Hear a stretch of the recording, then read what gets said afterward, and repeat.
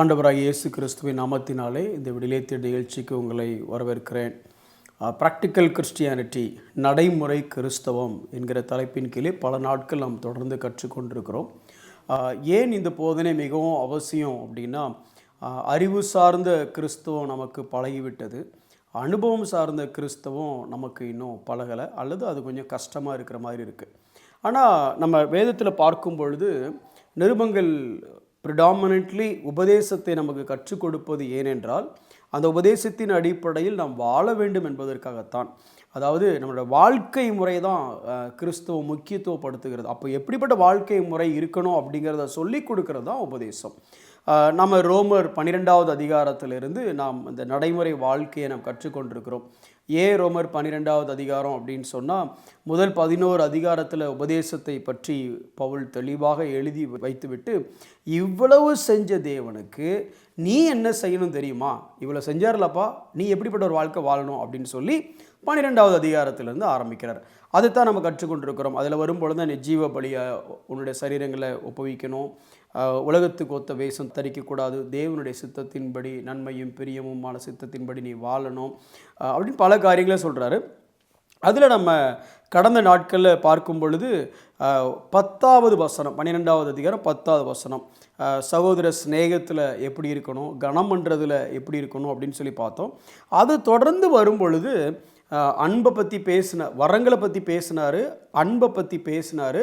அடுத்து அன்றாட வாழ்வில் ஒருவருக்கொருவர், அதாவது நம்ம சகோதரர் ஒருவருக்கொருவர் எப்படி அன்பு காட்டணும், கனம் பண்ணணும் அப்படிங்கிறது பேசினார்.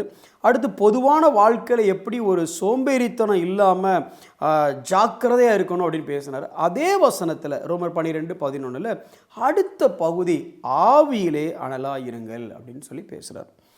நம்ம மக்கள் என்ன பண்ணிட்டாங்க அப்படின்னா, இந்த ஆவியிலே அனல் அப்படிங்கிற வார்த்தையை, அனல் அப்படின்னா என்ன அர்த்தம், வெப்பம் அப்படின்னா அக்கினி, அக்கினினாலே பரிசுத்த ஆவியானவர், அப்போ பரிசுத்த ஆவியானவர் அப்படின்னு சொல்லி ஆவியில் அனலாக இருங்க பிரதர் அப்படின்னு சொல்லி பரிசுத்த ஆவியானவரோட இந்த வசனத்தை தொடர்புபடுத்திட்டாங்க. ஆனால் நீங்கள் கொஞ்சம் பரிசுத்த ஆவியானவரை அக்கினின்னு சொல்லும் பொழுதே அவர் சுட்டு இருக்கிற நெருப்பு போல் அப்படின்னா இல்லை. அக்கினியோட குணாதிசயம் என்ன அப்படின்னா, இட் பியூரிஃபைஸ். பரிசுத்த ஆவியானவர், அக்கினியானது எப்படி பொன்னை சுத்தப்படுத்துகிறதோ அதே போல் அந்த மெட்டஃபோரை பயன்படுத்தும் பொழுது பரிசுத்த ஆவியானவர் நம்மை பரிசுத்தப்படுத்துகிறவராய் இருக்கிறார். அது ஒன்று. இரண்டாவது, அக்கினிக்கு மட்டும்தான் ஒரு ப்ராப்பர்ட்டி இருக்குது. என்ன அப்படின்னா, எல்லாவற்றையும் தன்னை போல் மாற்றிவிடும். தண்ணியை ஊற்றினா பொருள் நனையும், ஆனால் தண்ணியாக மாறாது. ஆனால் நெருப்பு ஒரு பொருளை பற்றி கொண்டால் அந்த பொருளும் நெருப்பாகிவிடும். அதுபோல் அக்கினி நம்மை பற்றி கொள்ளும் பொழுது, அல்லது பரிசுத்த ஆவியானவர் நம்மளை ஆட்கொள்ளும் பொழுது அவருடைய சுபாவங்கள் நமக்குள்ளே வரும், அந்த நேச்சர் நமக்குள்ளே வரும். இதுக்கு தான் பேசிக்காக அக்கினி.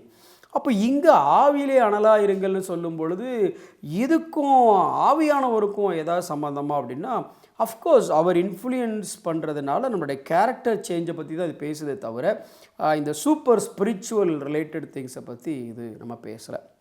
இதனுடைய அந்த மூல வார்த்தையை பார்த்திங்கன்னா, அதை எப்படி பயன்படுத்துகிறாங்க அப்படின்னா, ஒரு அருவாவை நல்லா தீட்டி, அதை அந்த கொல்லன் அடிப்பான்ல அருவாலை, அவன் நல்லா அக்கினியில் வச்சு கொதிக்க அந்த அருவாலை செந்நிறமாக மாறி அந்த அருவாலை எடுத்துட்டு அதில் 2 சோப் தண்ணியை விட்ட உடனே தண்ணி சுர்ற அப்படின்னு தண்ணி இருக்கிற இடம் காணாமல் போயிடும்.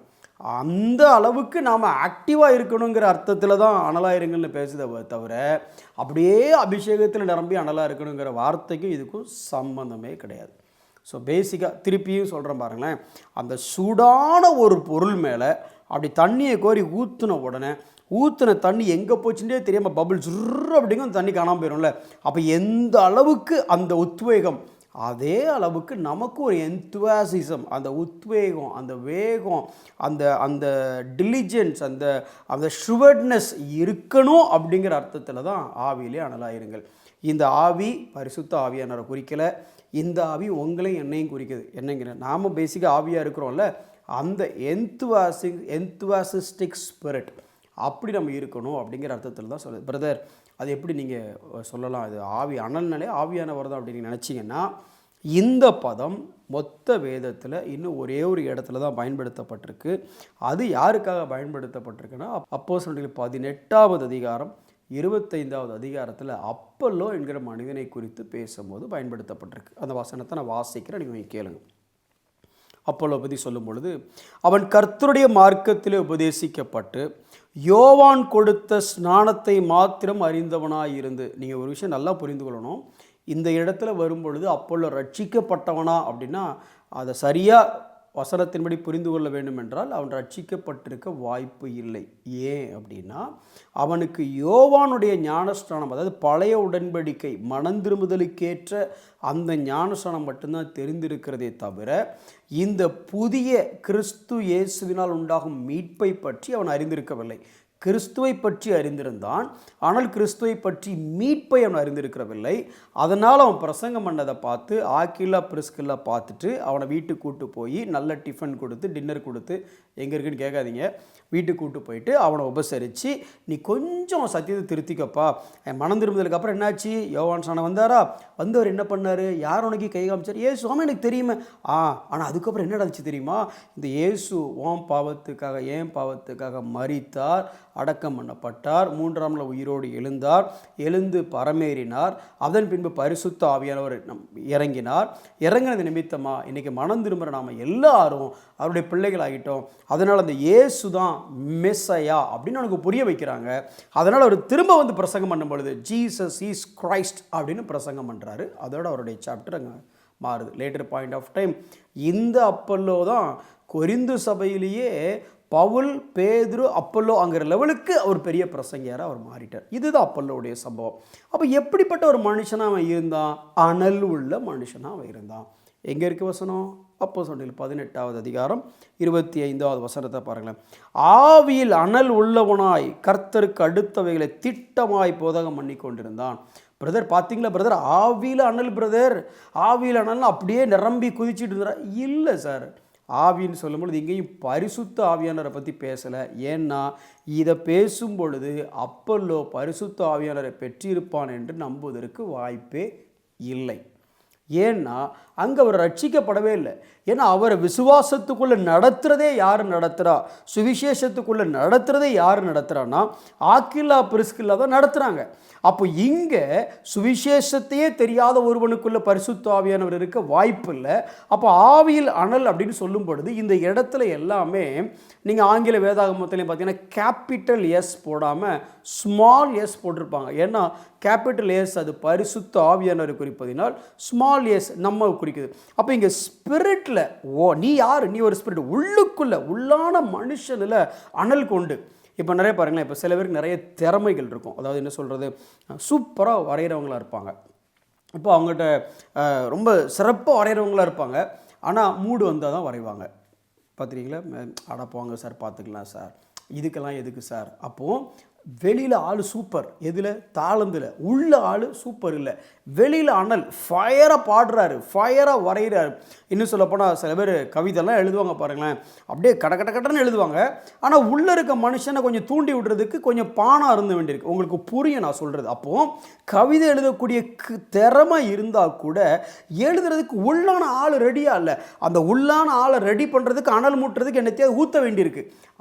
அப்படி ஊற்றாமலேயே ஒரு கிறிஸ்தவன் எப்படி இருப்பான்னா, உள்ளுக்குள்ள இருக்கிற மனுஷன் அனலாக இருப்பான், எந்துவாக இருப்பான், ஃபர்வெண்ட்டாக இருப்பான், அதாவது ரொம்ப ஷூவர்டாக இருப்பான், ரொம்ப ஷார்ப்பாக இருப்பான், லேசியாக இருக்க மாட்டான். அவனுக்கு வந்து எப்போதுமே வந்து ப்ரொக்ரெசிவாக இருக்கணும்னு தான் தோணும், நல்ல அக்ரெசிவாக என்னென்ன வேலையை செய்யணும்னு தோணும். அப்படி இருக்கணுங்கிற அர்த்தத்தில் தான் இந்த வார்த்தை வருது. திருப்பியும் இதையும் ஆவியானவருக்கு சம்மந்தப்படுத்தாதீங்க, பாவ ஆவியானவர். சரிங்களா? சரி, அடுத்து பாருங்க. இதை நமக்கு சொல்லும் போது எப்படி சொல்ல வராங்க அப்படின்னா, இது எப்படி இந்த ஃபர்வெண்ட் ஸ்பிரிட், அதாவது அந்த அனல் உள்ள அந்த வேகம் எப்படி வரும்னா, இப்போ நீங்கள் ஓடுப்பா வேகமாக அப்படிங்கிறீங்க, ஓடுறான், நல்ல வேகமாக ஓடுறா அப்படிங்க, இவ்வளோ தான் என்னால் ஓட முடியும் அப்படிங்க. நல்ல வேகமாக ஓடுறா, இவ்வளோ தான் என்னால் ஓட முடியும், இதுக்கு மேலே ஓட முடியாது அப்படின்னு நான் சொல்கிறேன். இப்போ அதே நபர் இப்போ ஒரு மேபி ஒரு என்ன சொல்கிறது, ஒரு 25 கிலோமீட்டர் ஸ்பீடில் ஓடுறாரு வச்சுக்கலாம், எக்ஸாம்பிளுக்கு சொல்கிறேன். இப்போ அப்படி போயிட்டே இருந்தால் டக்குன்னு பின்னால் ஒரு யானை துரத்த ஆரம்பிச்சிட்டு, இப்போ எப்படி ஓடுவார், இவ்வளோ தான் சார் என்னால் ஓட முடியும், என்னால் எப்படி சார் முடியும்? இல்லை, இப்போ யானை துரத்துறதுனால உயிரை காப்பாற்ற உள்ளே இருக்கிற மனுஷன் இருக்கான் பார்த்தீங்களா, அவன் வெறித்தனமாக வேலை செய்வான். அப்போ 20 கிலோமீட்டர் ஸ்பீடில் ஓடணும், இப்போ யாருக்கு தெரியும் 40 கிலோமீட்டர் ஸ்பீடோட ஓடுவார், ஏன்னா தப்பிக்கணும், உள்ளேருந்து வேலை செய்தில்லை. இதே மாதிரி நம்மளை விகரசாக வேலை செய்ய எது வைக்கணும் அப்படின்னா, கிறிஸ்துவுக்காக நான் இதை செய்கிறேன். ஒரு சில வசனங்கள் மட்டும் வேகமாக சொல்கிறேன் பாருங்களேன். மத்தேயு 22:37, உபாகமம் 6:5. தேவன் மேலே இருக்கிற அன்புனால, முழு இருதயத்தோடு முழு பலத்தோடு அவரை நேசிக்கிறதுனால அந்த வேலை என்னன்னா வேகமாக செய்வேன், ஜாக்கிரதையாக செய்வேன், அனல் உண்ணவனாக இருப்பேன்.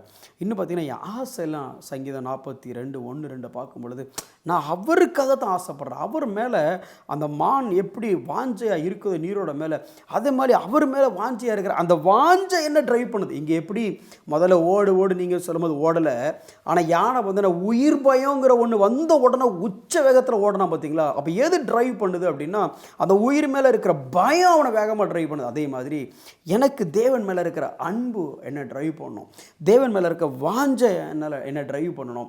யோபு 13:25 படி ஆண்டவர் மேலே இருக்க நம்பிக்கை, என்ன செஞ்சாலும் தேவன் பார்த்து பாருங்க நம்பிக்கை. ரெண்டாவது என் சந்தோஷம், என்னோட ரிஜாய்ஸ், என்னோட ஹாப்பினஸ் எங்கே இருக்குது அப்படின்னா 1 பேதுரு 1:8 படி அவரில் தான் எனக்கு சந்தோஷம், அவருக்காக ஓடுறதில்ல, அவருக்காக வாழ்றதில் எனக்கு சந்தோஷம், அதனால் ஓடுறேன். இன்னும் 1 கொரிந்தியர் 10:30 படி புசித்தாலும் குடித்தாலும் எதை செஞ்சாலும் தேவனுடைய மகிமைக்காக தான் சார் செய்வேன் அப்படிங்கிற காரியம் என்ன ட்ரைவ் பண்ணணும். இன்னும் ஒரு சின்ன தப்பு செஞ்சோட யோபு 42:5-6 சொல்கிற மாதிரி ஐயோ ஆண்டவரே உம்முடைய மனசுக்கு பிடிக்காத செய்ய மாட்டேன் அப்படின்னு மனம் திரும்பி கிறிஸ்து மேலே இருக்க விசுவாசத்தினால யாக்கோபு 2:26 படி அவரை நான் விசுவாசிக்கிறதுனால இந்த எல்லா காரியமும் என்ன ட்ரைவ் பண்ணுறது பார்த்தீங்களா. அப்போ தான் நான் ஆவியில் அனல் உள்ளவன் ஆயிடுறேன். இவன் என்ன ட்ரைவ் பண்ணிச்சு, அம்மா படின்னாங்க படிக்கலை, அப்பா படின்னாங்க படிக்கலை, ஃப்ரெண்ட்ஸு படின்னாங்க படிக்கலை. ஆனால் காலேஜில் கடைசி செமஸ்டர் வரும்போது அந்த பக்கமாக இருக்கிற ஒரு பொண்ணு சொல்லிச்சு படிப்பா, அப்போ தான் வாழ்க்கையில் செட்டில் ஆக முடியுண்டு. ஆவியில் அனல் அடைஞ்சு அடுத்த செமஸ்டர் எல்லா அரியரையும் கிளியர் பண்ணிட்டான். அந்த கடந்து போகிற இன்ஃபாக்சுவேஷனாக இருக்கக்கூடிய அந்த அன்பை கண்டே ஒருத்தன் அரியரில் தான் கிளியர் பண்ண முடியும்னா நித்தியமான அந்த தேவனுடைய அன்பை ருசி பார்த்த நீங்களும் நானும் அவருக்காக எப்படிப்பட்ட ஒரு வாழ்க்கை இந்த உலகத்தில் வாழ முடியும். அது என் படிப்பாக இருந்தாலும், என் வேலையாக இருந்தாலும், என் தொழிலாக இருந்தாலும், என் குடும்பமாக இருந்தாலும், என் ஊழியமாக இருந்தாலும் எல்லாத்துலேயும் அனல் உள்ளவனாக இருப்பேன். அனல் ஒன்று ஐயாட்ட கிட்ட போனாலே ஃபயர், அந்த அனல் இல்லை சார். இது உள்ளுக்குள்ளே ஒரு வாஞ்சை, உள்ளுக்குள்ளே ஒரு தேடல் தேவனுக்காக. இன்னும் அதை எப்படி செய்யணும், என்னுடைய ஜெபம் 1 கொரிந்தியர் 14:15 இது போகிற வசனத்தை கேட்குறது எஸ்றா 33:31 அதையே தியானிக்கிறது சங்கீதம் 1 இப்படியே ஜபிக்கிறதுலையும் வாசிக்கிறதுலையும் தியானிக்கிறதுலையும் இருந்து என்னை பலப்படுத்தி உள்ளான மனுஷனை பலனாக்கி அவருக்காக வாழ்வேன் சார். அப்படி தான் ஒரு கிறிஸ்தவன் இருப்பான், அனல் உள்ளவனா. எப்போ பார்த்தாலும் என்ன வாழ்க்கை சார் அதெல்லாம் நடக்கும் இப்படி இருக்கிறவன் அனல் உள்ளவன் கிடையாது. என்ன நடந்தாலும் வாழ்கிற வாழ்க்கை கிறிஸ்துவுக்காக நான் வாழுவேன் இருப்பேன் பார்த்தீங்களா, அவன் தான் அனல் உள்ளவன். அப்படி நீங்கள் இருக்கணும்னு தேவன் ஆசைப்படுகிறார். கண்களை மூடி நாம் செபிப்போம். அன்புள்ள ஆண்டவரே உம்மை நன்றியோடு நாங்கள் ஸ்தோத்திரிக்கிறோம். அனல் உள்ள ஒரு ஜீவியம் நாங்கள் செய்ய எங்களுக்கு உதவி செய்யுங்க ஆண்டவரே. சோர்வு உள்ளவர்களாக, லேசியாக, லெத்தாஜிக்காக ஆண்டவரே டிசிப்ளின் இல்லாத ஒரு வாழ்க்கை நாங்கள் வாழாதபடி ஜாக்கிரதை உள்ளவர்களாக, அசதியாக இராமல் அனல் உள்ளவர்களாக, உண்மையில் இருக்கிற அன்பினால், உண்மையில் இருக்கிற வாஞ்சையினால், உண்மையில் இருக்கிற விசுவாசத்தினால், உண்மையில் இருக்கிற பற்றுதலினால் புசித்தாலும் குடித்தாலும் எதை செய்தாலும் ஐயோ நான் இதை ஆண்டவருக்காகலாம் செய்கிறேன் அப்படிங்கிற அந்த பேஷன், அந்த ஜீல், அந்த கமிட்மெண்ட், அந்த ஃபர்வெண்ட் அதோடு நாங்கள் ஓடுவதற்கு உதவி செய்யுங்க. தொடர்ந்து காத்துக்கொள்ளும் வழி நடத்தும். இயேசுவின் நாமத்தில் பிதாவே, ஆமென்.